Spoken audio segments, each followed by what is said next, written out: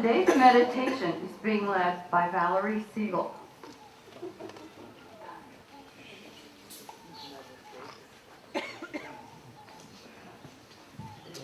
Is this on? Yes, I did. So after all that laughter, I want to invite you now to just take a deep breath and exhale and settle back in your chair and relax and let the relaxation flow over your shoulders and your back. Take another deep breath. Yes, feet on the floor and hands comfortably in your lap and just dreaming, drifting, dropping, falling back to a place when you were very, very happy, very, very joyful, a time in your life when you experienced pure delight and see the sights and smell the smells and hear the sounds, taste the flavors of that beautiful place, time in your life. And just sink now down into that place and time again, and relax, and be in it, and enjoy it.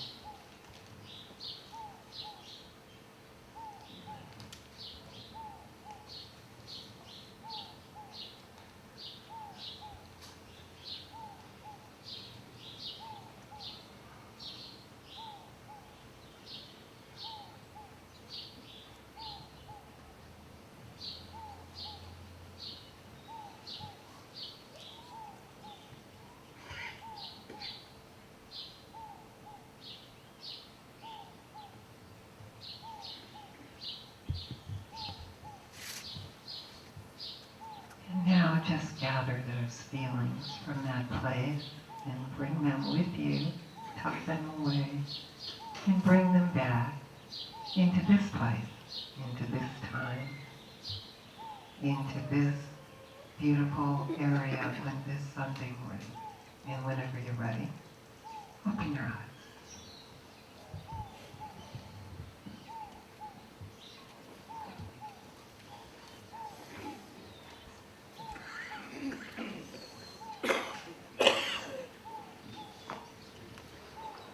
Today, we'll continue our Bible studies under the capable tutelage of John Ward, who spoke to us here a month ago, also on the Bible. John was born and raised in Africa. His father was Irish and his mother Italian. He has studied in South Africa, Italy, the UK, and the USA. He has degrees in theater, psychology, and business, and has been a financial administrator, a venture capitalist, a managing director, and an international investments counselor. He's the worst Catholic since Genghis Khan. John, Sex and the Bible. The impact of Christianity on sexual relations among humans. Thank you for that very warm reception. Here, here.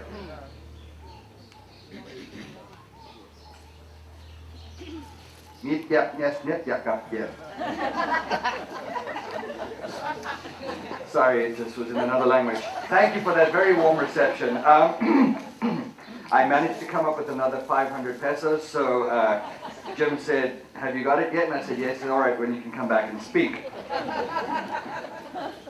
Can I come a little forward? I just feel like I'm so distant from you guys. Okay. All right, so here's what I was talking about last time. The other Bible, or the Gnostic Gospels, they're compiled. This is not actually complete. I mean, look at the size of this thing. It's War and Peace, but it's not complete. So anyway, I just thought I'd bring it to you. I'd love to get the complete works. And I've done quite a lot of research.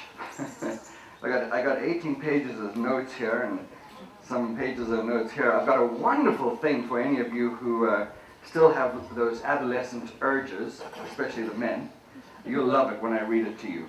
We're going to talk about sex in the Bible, but we're also going to talk about how Christianity has influenced our sexuality. Before a monotheistic belief, obviously there was a polytheistic belief, right? We believed in, the Greeks believed in all the gods, and the Romans believed in the same God, just called them different names. Apollo, for example, was Zeus, and or as the Americans say, Zeus. And these gods weren't opposed to sex. In fact, we don't know if our God is opposed to sex. We do know that our apostles were opposed to sex, and the disciples. And I'll tell you why we know that. In some of the writings of guys who were cut out, in the Council of Nicaea, they said, the only Gospels we're going to accept are those of Matthew, Mark, Luke, and John. The others must be destroyed. And a lot of them were. But a few of them remained, thank God for that. And those that remained are the Gospels of James and Thomas and various other people. We know Paul, who was not an actual disciple, but he was an apostle, came much later. And Paul hated sex. Actually, he was a misogynist. He hated women. When you think of his writings, if you read his writings, it's unbelievable how he is the one who says that women should not speak in church. And this is the reason some religions say that you guys can't be preachers. In fact, you know all this I guess, scandal that we hear about preachers and priests in the Catholic Church in particular molesting young boys. Well, I don't blame them for that. I know that's not very politically correct, because they have the urges that God gave them. But who said they couldn't be married? Paul said they couldn't be married. Paul writes, a man who marries cannot serve God because he has worldly concerns. He also said that about women. So that's why in the Catholic Church you have unmarried nuns and unmarried priests. But then what happens with all the hormones that God gave them? Well, little altar boys sound like women. I mean, they have high voices and they don't have beards. And there are a lot of things that would indicate, well, this is something I should be attracted to. So I like the Episcopalians. My wife is an Episcopalian, which is essentially a Catholic, but they're allowed to marry. And that's fine. I mean, I don't understand this misogyny and why we think that will help us serve God better. Many of these people, for example, Thomas, after Christ died, all of them spread out and they went out preaching this new kind of idea, which was good for them because, you know, who wants to fish when you can go out and say, you know, tell everybody about Jesus Christ and about God, and God would really like your help. If you could hand me the money, I'll make sure he gets it. That's an easier way to make it, right? Well, Thomas went to India. And when he got to India, he went to see the Maharaji. But the Maharaji was out hunting. And he met with the Maharani, his wife. And he convinced her, by speaking to her in very convincing terms, that sex was wrong and that they would achieve a higher love, a higher kind of love for each other and the love of God if they abstained. Well, when the Maharaji got home after his long hunt and he wanted a little Maharani, she said no. And she explained to him that Thomas had explained this to her and that it was wrong. He was going to have Thomas killed. And only, you remember that, right? From your reading, I mean. But and only with her intervention did Thomas live. Paul, why was Paul killed?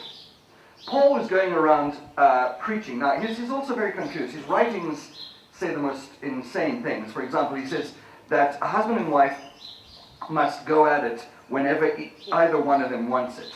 That's a little bit unrealistic, because I don't know about you guys, but I mean, women, you can go all day. We have to, afterwards, we have to rest for a couple of, unless your name is Alex Gratin, you have to rest for a while. I know for myself, I have to go into a coma for about a week. So to say whenever either of you wants it, that's ridiculous, man. But this brings us to this point. Why is it an evil thing? Why is it naughty to kind of want sex? I'll tell you why. Before the Christians, in ancient Rome, you had a system whereby they treated sex like they treated food. You get hungry, go eat. You get thirsty, let's go have some wine, whatever. They had a season called the Lupus, and it was once a year. And the teenagers, they recognized the fact that teenagers have hormones that God gave them all. in their case, Apollo gave them these hormones. And what they did was they said, all right, you can date, sleep with, enjoy your boyfriend as much as you like, or your girlfriend, and every lupus, you can change partners. You can elect to change partners. If you elect to stay with the same, you can. But every lupus, the teenagers come and say, all right, well, I'm sick of Ralph over here. How about you, Harry? You know? And they could do that, and that was perfectly acceptable. It was a social norm. When the Christians came in, you had people like Bishop Valentine and all these people. That's where we get Valentine's Day. Valentine said, no, there's not going to be any shtupping about marriage. And the Romans said, no, we're banning marriage. You're messing up our bloody system that has worked for hundreds of thousands of years. And so there's going to be none of this Christian marriage stuff. We marry because we need to combine our estate with that person's estate, or make an allegiance or something like that. None of this, not for sex. You don't marry for sex, for God's sake. And they were very smart, or for politics. Anyway, so Bishop Valentine said, no, we need to marry. And they made it illegal to get married in the Christian way. So Valentine still performed the marriages, and he was killed for that. And that's why we have Valentine's Day. It's true, that's how it went. So, anyway,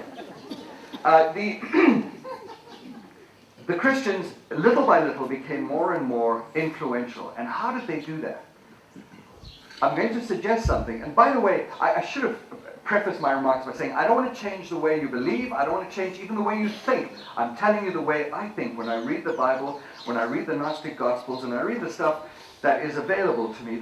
I start to try to put it into context. You know, what did they mean? When God said to Abraham, be fruitful and multiply, did he look forward to a population of 6 billion, maybe 7, 8 billion, 9 billion? How are we going to sustain that population? I mean, people are going to start starving to death. It's going to be awful. But did he look forward that far? If he didn't, then the Catholic Church is wrong. But recently, this Pope has said it's okay to wear condoms if you're going to visit a prostitute. What? You know, okay. You should have told us, a couple of billion people ago. Anyway, it's just like going to hell for eating anything but fish on Friday. Now you can eat whatever you like on Friday. What about those guys who are burning that, I had fish, come on, you changed the policy, get me out of here. Anyway, so I'm going in so many different directions, I've forgotten my train of thought. But the point is, they had a wonderful system, and then the Christians came in and they changed it. Now, why would they do that? Well, think about it. Why do people in, say, Iran and Iraq and places like that insist on marrying a virgin? Not even in Sicily. My mom's from Sicily, okay? And in Sicily, where they're really sexually repressed, but not even today, they don't even insist on it. In fact, when they go in to their I guess the first time they make love, according to the parents, often they will take a chicken bladder full of blood or something. Because that's just not, and even if you're a virgin, you don't necessarily bleed, especially if you're with someone like me, you know? Okay, you're laughing too hard about that. Anyway, so what do? If you can't show the tokens of her virginity, this girl is now, she's going to be a pariah. So they take in a chicken bladder full of blood. There you go. And they have to throw the sheets out the window. It's almost an amazing thing to prove that your wife was a virgin. Okay. Well, why do people insist on marrying virgins, men, in these areas? Today even. I'm talking about Iraq and Iran and places like that because it's not so much in places like England or Holland or America or Canada. Thank God, right? Anyway, but in places like Iran and Iraq where people are insecure. The men are insecure. Why? Why would you want to marry a virgin? Because she has no one to compare you with. So no matter how lousy a lover you are, no matter how lousy a lover you are, you're the best she's ever had. Okay. So this is it serves men that women are virgins when we marry them. Also, back in the old days, you had the haves and the have-nots. You had the upper class and the lower class before the Industrial Revolution. And there was no middle class. And the upper class did whatever they liked. The lower class did whatever they liked. The middle class came up during the Industrial Revolution. You had people who were lower class making tons of money by exploiting other people. This was terrific. It's capitalism. It's a new thing. Or nabobs. They went off to India and exploited the Indians and came home rich. People who were goofs, they came from the lower classes. Now, the lower classes bred like rabbits. That's why you had, in fact, so much support for marriage in places like England, where you had kids. The peasants would have kids all over the place. They said, oh, she's pretty, hump, hump, hump. There's another kid. Oh, look her. So you said, all right, we're gonna do something here. One, we're going to decentralize power. Two, we're going to limit it. One man, one woman. Why? Because after you've had 15 kids with a mortality rate of about, I'd say 2/3, you end up with 5. Back in those days, it was a huge, high mortality rate of infants. After about 15 kids, you get a bit blasé, you'd like to move on to the next. No, sir, you're married. You're stuck here. Oh, geez, well, I've seen that before, Okay. So you cut down on the breeding, and you decentralize power. So now, if your child shoots one of my deer, or robs my orchard, I will put your eyes out. Oh, wait a minute, so I'm responsible for what this little bastard does. Come here, I'll beat the hell out of you if you're going to the Lord's thing. So it was very useful that way, and so they supported it. But so let's go back to the fact that these people were very insecure. Think about it. The apostles, the disciples, do we hear about their wives or their girlfriends? No.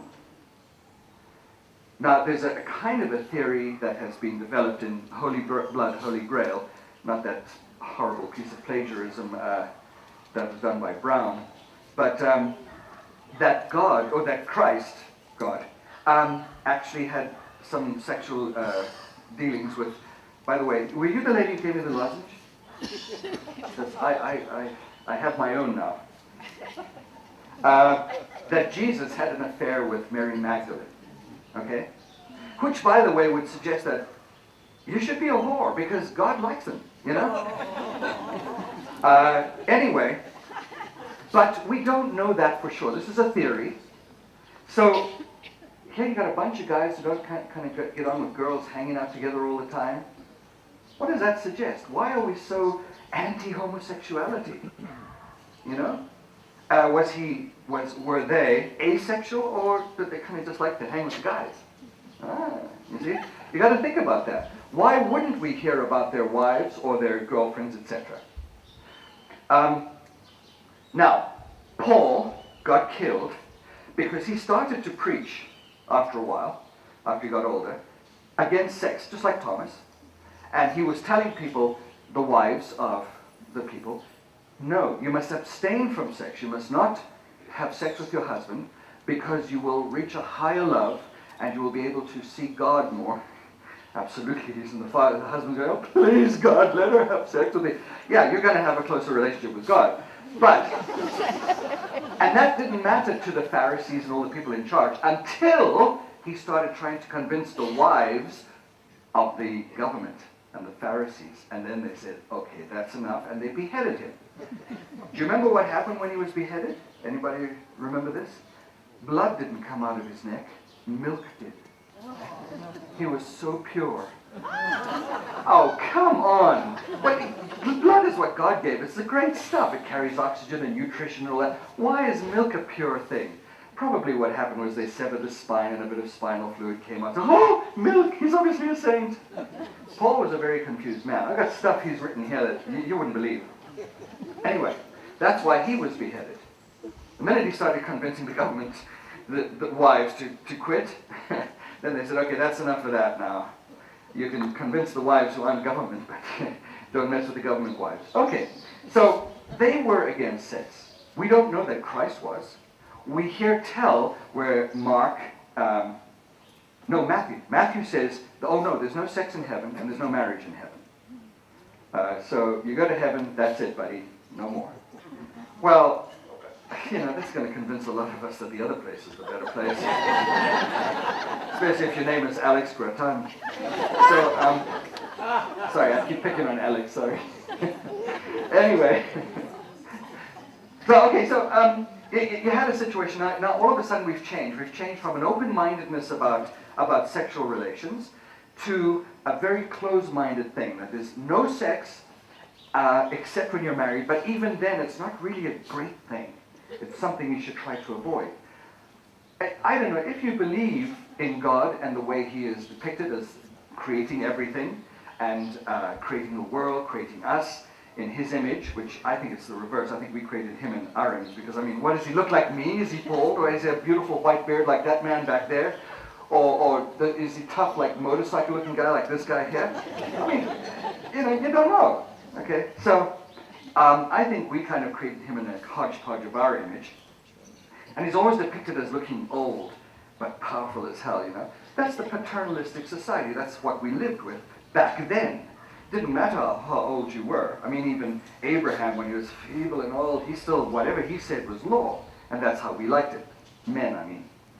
Anyway, so, talking about, now you've got a whole new society, a whole new way of thinking of things. What happens? Well, you end up with priests who molest children. You end up with sexual repression. If you deprive someone of something natural, like if I were to say to you, what's your favorite drink, ma'am? White wine, all right. You can have, free of charge, your entire life, all the white wine from anywhere in the world, your favorite places, even some stranger, but you can never touch ginger ale again. I don't care. Ginger ale, who cares, After a few months, you think, Jesus, I'd give anything for a sip of ginger ale. It's just nuts, or water, or anything. Oh, God, I'd love some water. You deprive someone of a natural need, like sex, and it becomes depraved. That's when, we're all over 18 here, aren't we? Is anybody under 18? Okay. I should have rephrased that. Anybody without dementia who is under 18. Okay. See, no hands. Okay, good. I mean, that's when the depravity comes out. That's when the weird things like, I don't really want to make love to you. Could I just take a poopy in your handbag? Okay, good. That's enough for me. Yeah, that's where the strange stuff comes, because those people are deprived. If you look at people, not all people can sublimate sexual energy into productive things. A lot of them sublimate sexual energy into strange things, very weird things. Okay. So, anyway, apparently I walk too much and the camera guys get upset with me. I'm a pacer. Anyway, so what we've done now is we've created a situation where a lot of strange things happen. Polygamy is in the Bible all over the place. Homosexuality, for example, homosexuality is bad, and you read Deuteronomy and you read Leviticus, and oh my God, homosexuals, the things they should do to we should do to homosexuals are absolutely nuts. Well, it's not just the Arabs. I've got a list of things here with the biblical references that say not only are they bad, but we should kill them and cut their throats and disembowel them, all kinds of awful bloody things, If a man lies with an animal, they should both be killed. The man and the animal. I'm just a sheep. I was in the, where's my attorney? And if that's the case, most of the population of Greece would be killed. I shouldn't pick on the Greeks. I was in Italy, and there was I stayed in a monastery, actually, that rented rooms to students when I was a student. And there was a man who cleaned the monastery, he was the caretaker. And everybody knew that he was quite often in the company of youths, and not ashamed of it. But, so we've got this repressed society doing all these strange things to ourselves, thinking we're wrong. You want to know where some of the greatest Bible thumpers and the staunchest Christians come from? People who've had a dissolute youth. If you know some girl who in college was stooping all the jocks at the same time, or, some really out there stuff. Boy, when they grow up to be ladies, that's disgusting, and they're sexually repressed as hell, and I guess they're making up for it. Let me tell you something, folks. No matter what you have done sexually in your life, it's nothing compared to what's in this book here. And honestly, it's we've created that problem for ourselves. It doesn't matter if you like to swing from the trees and, well, let's go back to the part where marriage is a great, I suppose, birth control device. When you first meet a girl, you say, oh my God, she's so hot, and you're just passionate, and you're swinging from the chandeliers and doing it in the kitchen and over the table, and oh my God, it's just hot, and then you marry her, and all of a sudden you're sleeping with a relative.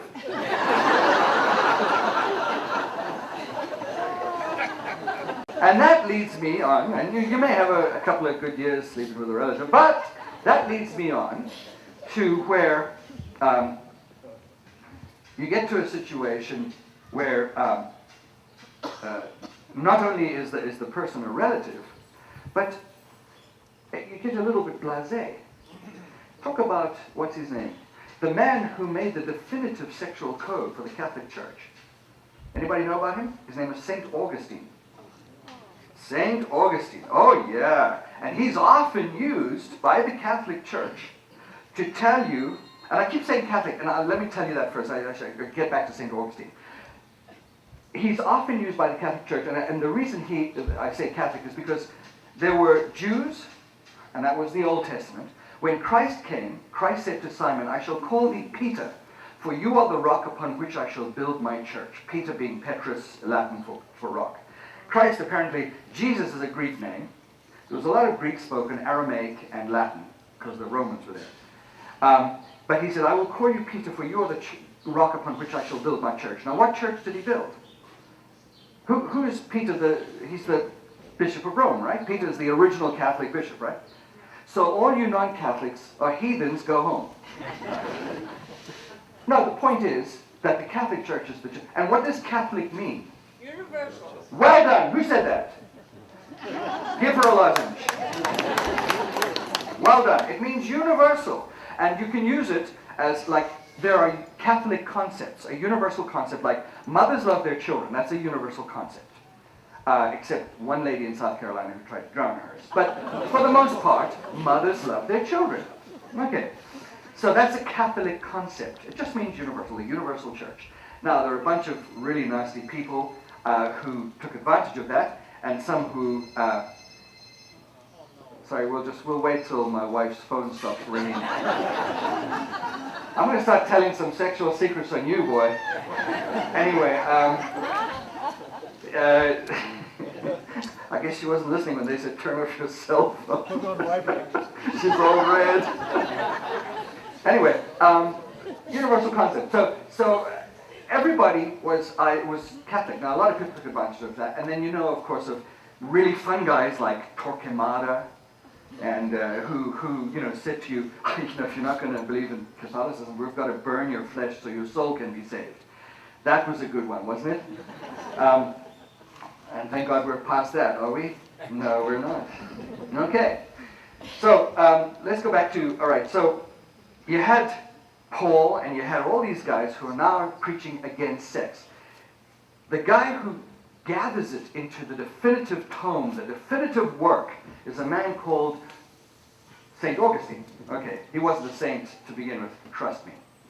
Augustine, we'll just call him Augie to begin with, spent his life stopping anything that moved. He had an 11-year-old fiancée. He had mistresses, and he loved to party. He was a lot like Alex Garton, but, sorry. He loved to party, he drank, he led a dissolute life, right? All of a sudden, at age of about 45, 50, he suddenly became very holy. Now, what happens then? You know, sir, right? At about that age, you say, God, I've done this. I've seen that. Oh, look, a woman. Ah, yes, that's brand new. You know, you get burned out. If that's what you're doing all your life, you got to get a little bored with stuff, okay? Oh, look, a sheep. Ah, I've had those. So it's easy to convert to no sex, thanks, because you don't want anyone. Oh, God, leave me alone. Just let me go and read a book or something, you know? And when you reach that age, you know, the Italians have a wonderful saying. They say, a woman marries for convenience, and a man marries through exhaustion. Because at that time, he's like, oh, that's enough. Please just marry me and take me away from all this. Well, Augustine, I believe, was exhausted at that point. The Catholic Church uses him to illustrate how you can have a dissolute life and still come to God. His mother, by the way, was Saint Monica, and she was pounding the Bible into his head constantly, and probably caused his dissolute life before. But through her and another saint, she was Saint Monica, another saint, he came to Christianity. He believed in Manichaeism and various other things.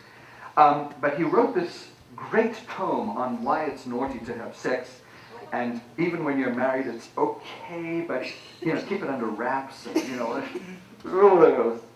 So anyway, it's just amazing to me. By the way, I'm going to just read you something I found. You guys are going to love this, and I wish to God that when I was a teenager, I had this research. A new study by a University of Amsterdam researcher, Dr. Jens Forster, suggests that those who are sexually active and have lust on the mind actually perform better during critical thinking. Dr. Forster's experiments involved presenting a group of participants with critical thinking exercises. The results show that those with lust on their minds perform the exercises better than those that were not thinking about sex. Even better, in Jesse Barrington's book, Why is the Penis Shaped Like That? And Other Reflections on Being Human. That's a lovely title. Why is the penis shaped like that? That's his book, okay? He references this research and also discusses a study performed by Gordon Gallup, a man who should be canonized, in my opinion, a psychologist at the University of Albany. Gallup's research shows that semen-exposed women perform better on concentration and cognitive tasks. Interestingly, Gallup's findings support a Princeton study that measured the cognitive function of sexually active rats. In 2002, Gallup studied the mood-enhancing chemicals in semen. This man really needs to be canonized.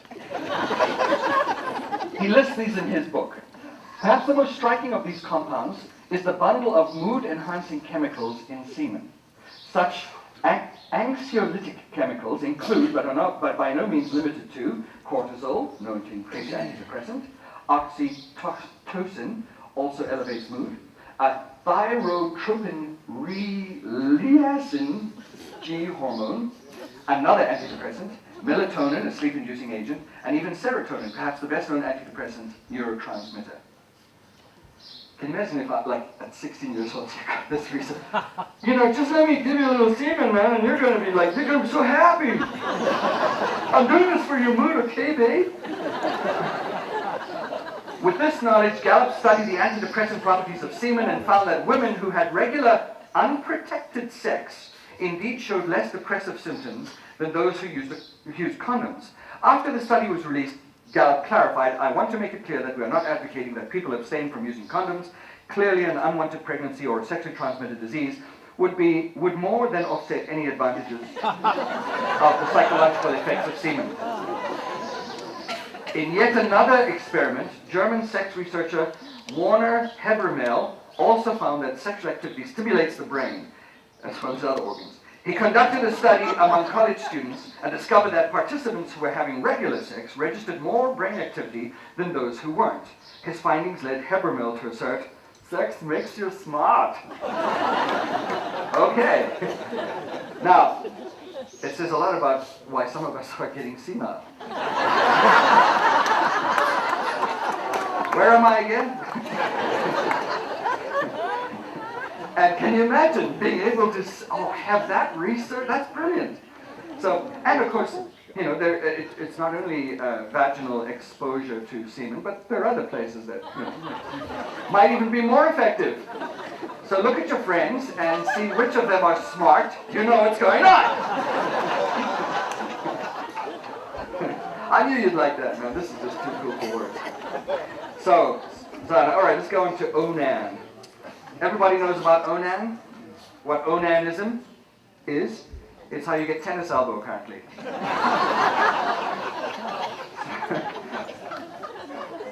There were two boys, Onan and Ur married this woman, and Ur died, and Onan's father said, go in unto Ur's wife and give her a shtup. Okay, so Onan goes in, and he starts shtupping, but he decides this is wrong, so he withdraws and spills his seed on the ground. This is in the Bible. Okay, so God, by the way, killed and then because Onan spilled his seed, God kills him too. So all you guys out there, God doesn't like that Onanism, okay? I don't know why I'm standing here. Okay, the Bible is stern and judgmental on sex. It forbids prostitution, adultery, premarital sex for women. So then where the heck do we get our premarital sex? There's nobody having premarital. We got to married women. Oh, but wait a minute, that's adultery. Very confused writing this. Okay.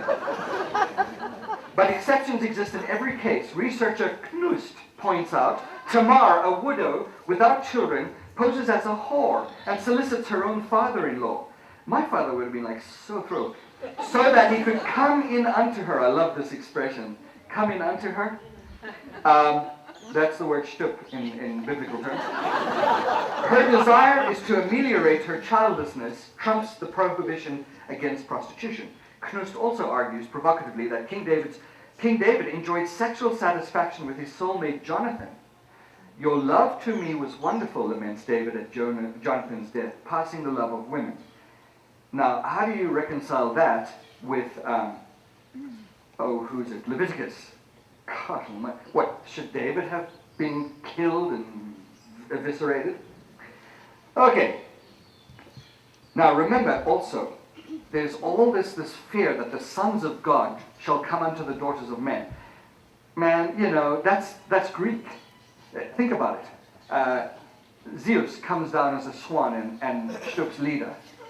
And she lays eggs, and those eggs hatch, and out come people like Agamemnon and all these famous, demigods, right? Hercules was a demigod. Now, I know most of you believe in Disney, but when they did the Hercules thing in Disney, they had Zeus Stupping Hera. He hardly ever stuck Hera. I think she was just too damn intelligent. He says, no, you're going to have to back down a bit. You're too smart, so no more semen for you. But Zeus came down and stuck men all the time, women, all the time. And they would have children like Hercules, who was a demigod, and they would have amazing powers, different types of powers. Hercules happened to have the power of muscles and body odor. No, I don't think he had the body odor. But in Disney, it's Zeus and Hera have Hercules. That would make him a god. Anyway, but this is a very Greek concept. But they were afraid the sons of God would come down and shtup the daughters of man. In fact, I had a visit from a person from the, what's that church? Not the Seventh-day Adventist, the Jehovah's Witnesses. And she showed me this book with pictures. And it was lovely. One picture was a lion lying there next to a lamb. She took that literally. And I said, the way God made it, that lion's going to eat that lamb. Not only that, because he's carnivorous, he's going to eat its belly first, because its belly is full of semi-digested vegetation, which has vitamins and minerals that it needs. I'm from Africa. I know this. I've seen it. So, that's God's plan. So I don't think they mean that. I think they mean the strong nation will be at peace with the weaker nation. But then she said, well, the angels of the Lord lusted after the daughters of man, and it shows these golden beings up there looking down from the clouds with lust in their eyes, and these women bathing, fully clothed, of course, in the river, because that's much more efficient. You get to wash your clothes while you wash yourself. And I said, so these angels here are feeling lust for these women? Yes. I said, so angels have testicles? Oh, no! I said, well, that's where the little gland, it sits on top of the testes, and that's what produces the testosterone that makes you feel horny. Oh, you should speak to my husband. I'm just going to say the same thing to him. Is this what you're saying? Because this is how it has been manufactured by God, if he is in charge of everything. Okay. So, anyways, they were afraid that the angels were going to come down and shtup human women. And that's why, before now, in the past, women had to walk into church with their heads covered. Paul said, angels get a look at your hair, baby, and they're going to come down, and you're going to be pregnant with and you'll give birth to either a giant or a weirdo. The Bible says that angels having sex with human women, the human women give birth to giants, Or in someone else says they give birth to really. Anyway, so apparently we're related to the angels. So Paul said, women must keep their heads covered in church. He's issuing a warning against inciting angelic lust, because the angels might be watching. Okay. Now, remember the part about Noah? And he's lying there, he gets a vineyard, and he says, all right, I have some of this wine, and then he gets drunk and he's out. And in comes Ham, and uncovers his nakedness. Now, did he just kind of look at his dad's dick and say, Jesus, mine's smaller, or what? I don't know. Or did he do something? He says, Noah woke from his wine, and he knew that his younger son had done what his younger son had done unto him. What did he do? Did he just look at him, or was there something more to that? Did he have sex with him? Because Noah then says, not you are cursed, but your entire progeny, or all your sons from Canaan on, will be slaves because of this. Another case, let's talk about circumcision. God establishes his covenant with Abraham. This is my covenant. Every man child among you shall be circumcised, and you shall circumcise the flesh of your foreskin. What else can you circumcise? Maybe there is something else. Anyway, uncircumcised penises seem to be very important to God. Well, I think you had people like Abraham, and then Moses reinforced it. These were smart people. Abraham, I think, was paranoid schizophrenic, but he was a very intelligent man. And they knew that the Jews, for the most part, and the Arabs, in fact the Arabs circumcised too, live in the desert. And in the desert, any water you get, you drink. You don't wash your dick in it. So, because then nobody can drink it. Except some of the perverts we have today. But anyway, erase. So, you drink the water, right? So there's not much washing. And if you have a foreskin, and I have one, so I know this, if you do not wash yourself on a regular basis, after about 2-3 days, you develop what is known as smegma. A lousy word, smegma. And smegma is a kind of a whitish paste under your foreskin and over the glands of your penis. And it can lead to bacterial infection. Thank you. I've only got 10 minutes left, so I better rush through the rest. I was going to read this whole thing to you, but anyway. So these were smart people. They said, now let's make it a tradition. We'll say, God told us to do this, and you guys have to stick to it. So we take off the foreskin, and rubbing on your loincloth and things like that, it'll keep it kind of clean. Okay, so that was a smart thing. But we've forgotten the reason for this tradition, and everybody does it. And to the Jews' detriment in Europe, because the Germans, the Nazis, were had a very easy time saying who was Jewish and who wasn't. They made them drop their pants. They really did. This is not widely known, but they made them drop their pants. Say, all right, all you guys up against that wall, you guys with the foreskin get over there, right? Boom, finished. So, the reaction to that was, when the Jews came to America, and a lot of them did, and a lot of them were doctors, very intelligent, they wanted everybody to get circumcised too. Now today it's not that important because we have access to water and we bathe a lot more often. But if everybody's being circumcised, then how do you tell who's Jewish and who's not? In Europe, about 80% of the people are uncircumcised and 20% are circumcised. And it breaks down exactly the opposite in America. It's about 80% are circumcised and 20% are not. But you can understand, after the brutal treatment, the horrible bloody treatment, just for your religious beliefs in Germany, that would be the case. Now, today, it's not really necessary, but it's a religious tradition. But we must remember the origin of these religious traditions. Okay, I've got 10 minutes. I better get to the really sexy stuff. Okay, I'm going to jump ahead because I want you guys to hear this. This is just unbelievable. It's in Ezekiel. Is it Ezekiel? I'm asking my wife because this is the part she likes.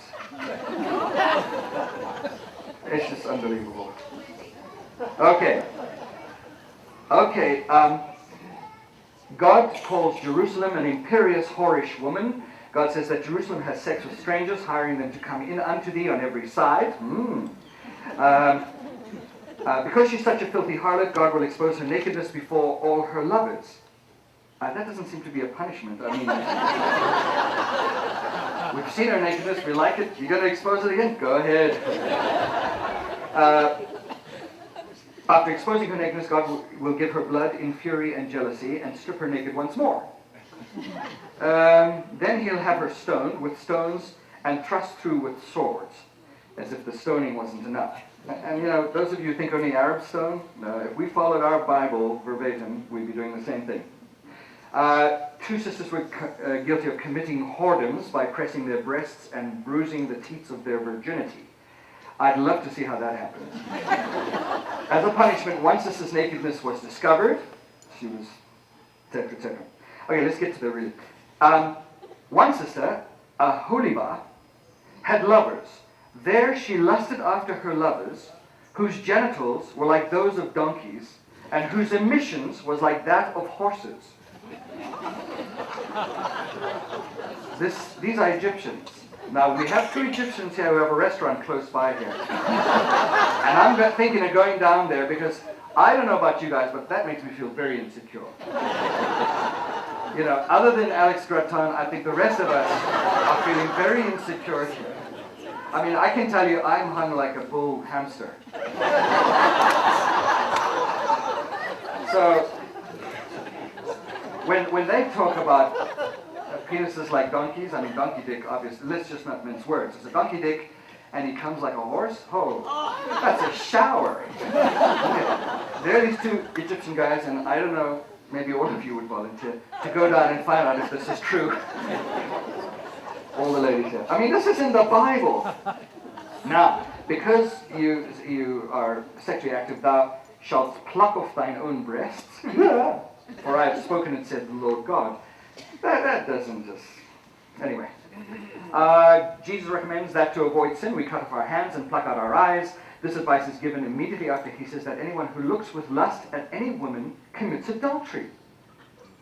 I've committed adultery 2 or 3 times already today. This is wrong. I mean, there's Jeritza. My God. There be eunuchs, which have made themselves eunuchs for the kingdom of heaven's sake. He that is able to receive it, let him receive it. Dangerous words from a guy who recommends cutting off body parts if they cause you to sin.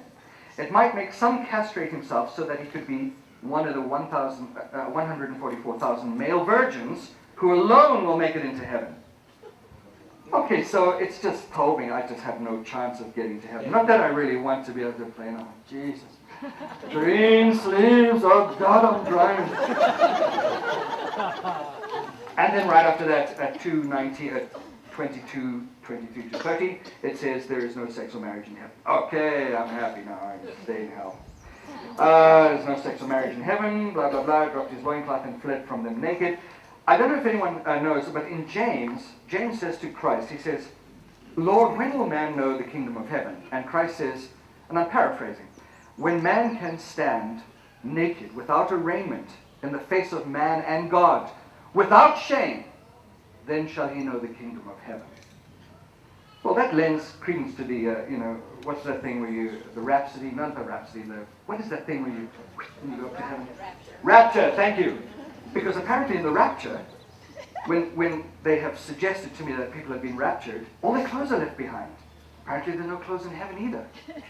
That kind of works back to the Greeks again. Remember the Greeks? They started the Olympics, right? Somebody said, man, this would be a great show. We get all these people to run around and jump and stuff. It's going to be wonderful. And we'll do it in the nude. That'll be good. The Olympics were done in the nude. And I look at the Olympics and I'm going, this would be so much better naked. Because today we have women. So the poor Greeks just had guys, because women couldn't run or jump or throw a spear. But nudity was not a sin. Not only did the Christianity sexually repress us, but they also repress our ability to clean ourselves.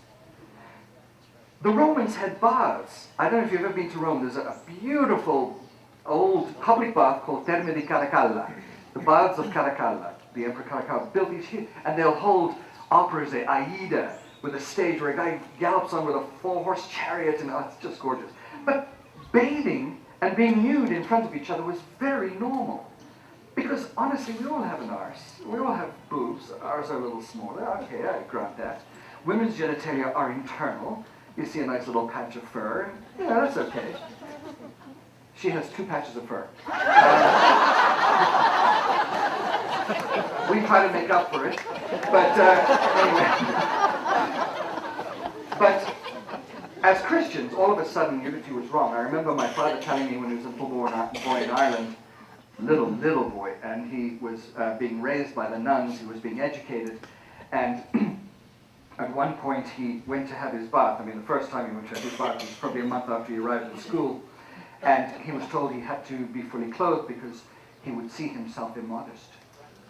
My dad, I mean, that was like that would be 1930, 1932. Just insane stuff like that, seeing yourself immodest. So Christianity did that to us too.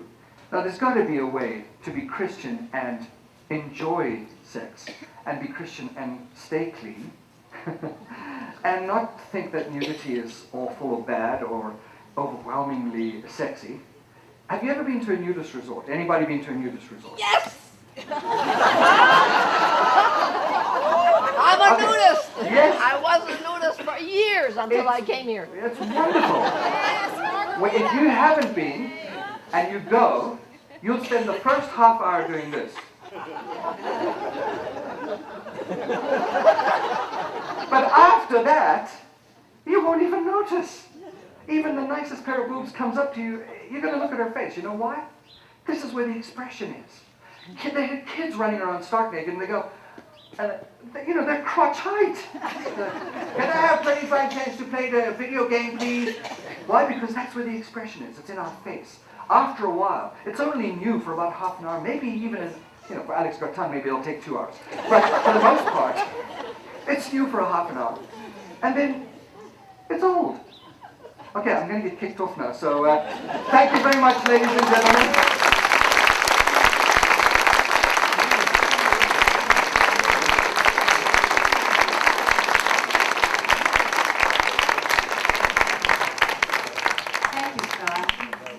At some point, I noticed he wasn't wearing a watch. I had to be the bad person with 2 patches.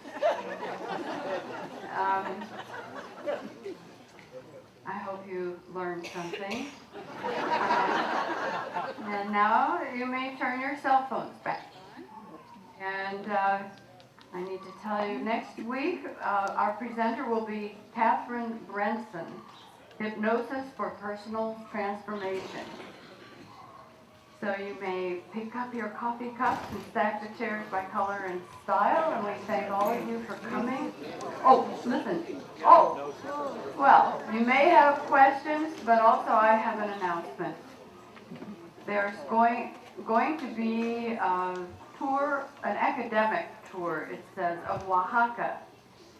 The end of November and first part of December. And this tour will support the work of Todd Stong and the fish communities around our lake. If you're interested, you can see Karuna under the tree. So, now, I guess if you'd like to stay for questions, that would be very nice. Otherwise, if you need to leave, now's your chance. So, come back, John.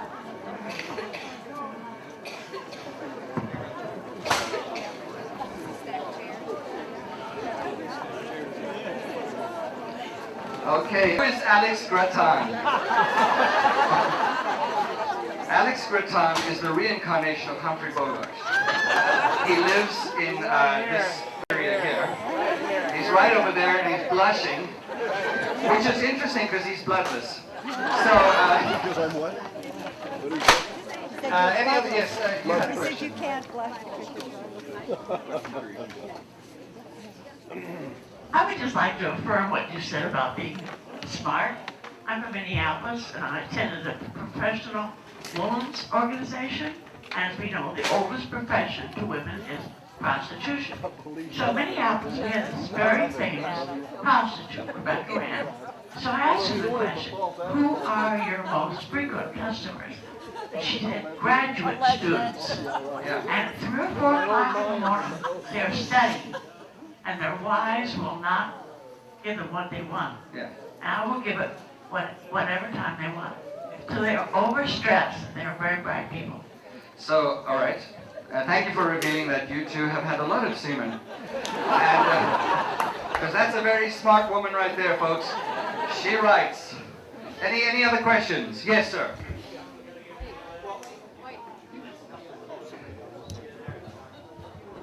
Well, your talk raises many provocative questions. For instance, the part about the donkey appendage exploding like a horse in the context of the semen-enhancing intelligence. Logically, this means their lovers have to be the smartest people in the entire Bible, the smartest people on the planet, getting bowled over with the infusion. Yeah, if you want to get really smart, go out with an Egyptian. Yes, sir. When I went to British public school, we were told to study the Bible, which I found very interesting. It didn't make a lot of sense. Then later on, I got onto the Kama Sutra, and it started to come together. Absolutely. British boarding school, hotbed of studying the Kama Sutra. Yes, sir. I have a question about Rome. Is that what allowed the Christianity to take over in that area? I mean, what was the motivating reason to allow them? That's a very good question, actually, and it's a very, very long answer. I don't have the time for it, but very briefly, I would say that you had, first of all, the suppression by Rome. Rome oppressed all these peoples that it conquered, but it also gave them a lot of very good things. You should watch Monty Python, The Life of Brian, when they talk about what has Rome given us. Well, they gave us the roads. All right, apart from the roads, well, how about wine? All right, apart from wine and roads, well, how about, and they go on, public peace, and eventually goes, all right, apart from the public peace, the roads, the wine, the education, and he goes through like 100 things. What have the Romans done for us? Well, the other thing is Rome was very oppressive, and you had these people who didn't like that. And there were actually messiahs and saviors coming up. It wasn't just Christ. There were several of these people who came up, and they were called prophets.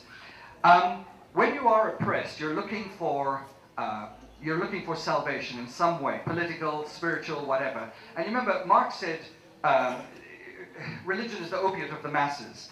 And in fact it is. I mean, Karl Marx was a German Jew living in England, writing about the Industrial Revolution and the exploitation of the workers. But he's right in that religion can be, I should say, he should have said maybe, the opiate of the masses. In other words, if your life is hell because you're being exploited, and your life is terrible because you're under the Roman yoke, well, just pray to God, because there's a new life coming, and this one's nothing compared to that. In fact, Socrates at one point said, you know, death is one of two things. Either it's another life, in another place, a reincarnation, whatever, it's another life. If so, I can't wait to get there because this one really sucks.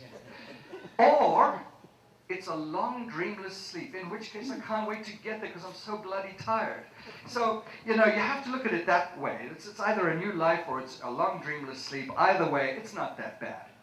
Now, these people were suffering under the yoke of the Roman Empire, and of course they were looking for salvation. Well, these people came along, the Christians and Jesus, and he was so kind and wonderful to so many people, healing the sick and so on. He wasn't always this kind. As a little boy, he was actually quite a nasty little boy. He caused people to die when they bumped into him and things like that, according to the Gnostic Gospels. Of course, they're trying to build him up as a great magician, but that's what it's in. That's what's in the Bible before Nicaea edited it up. So they were looking for a Messiah, and when this came along, and of course it appealed to all the people who were a little bit insecure about their women, because you know how it is, women can go forever, we can't. So we need to control these women, because if it's up to the women, we're going to be exhausted or like walking around like dried up, tendrils like this. Anyway, so we have to control the women, we have to tell them that it's nasty and it's naughty. And this appealed to those people, the people who wanted